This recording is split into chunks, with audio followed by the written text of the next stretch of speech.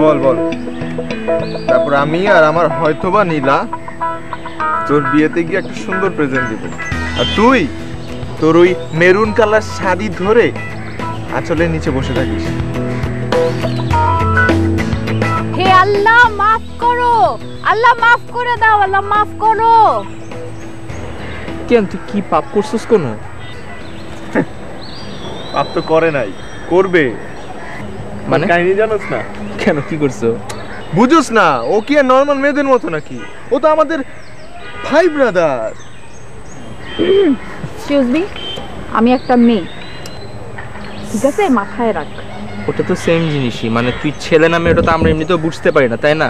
আর তার মধ্যে তুই যদি এখন সেম মানে আরেকটা মেয়েকে বিয়ে করিস, ওটা তো আমরা ধর্মে অ্যালাউড না আর কি।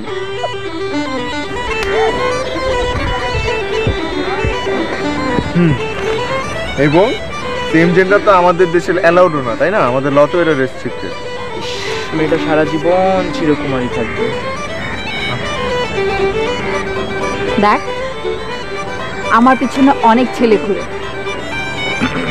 শোভন, শোভন,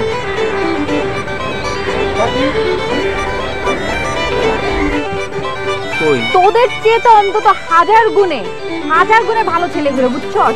তাদের মধ্যে থেকে একটাকে পটাবো, পটায় তোদের সামনে আনবো, তখন দেখি কি দেখাবি। দেখাবে, বুঝোস না?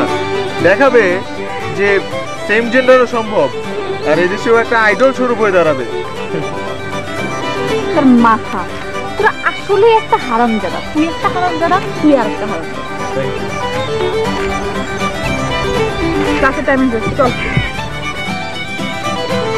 চল। যাবি না? না আমি যা না না ইচ্ছা করি না, নো মন। হাই, সিরিয়াসলি বল, ক্লাসে যাবি? আরে এখন যে ক্লাসটা হবে ওইটার মধ্যে না এসি নাই, আর এসি ছাড়া তো আমি ক্লাস করি না, ইউ নো। এক্স্যাক্টলি, তুই তো ফাউল পোলাপেন এসি ছাড়া ক্লাস করতে পারে না। কিভাবে ফাঁকি দেওয়ার ধান্দাবাজি করতেছিস বুঝতেছি তো। তুই যাবি না? বাট আমি ক্লাস করি, ইউ নো। আমি যাব, তুই আগে, আমি আসতেছি। আমি এখানে একা থাকবো? পুরো লাইফে তুই একা থাকবি। আসলে তুই শান্তারে নিয়ে এত চিন্তা করা বন্ধ কর।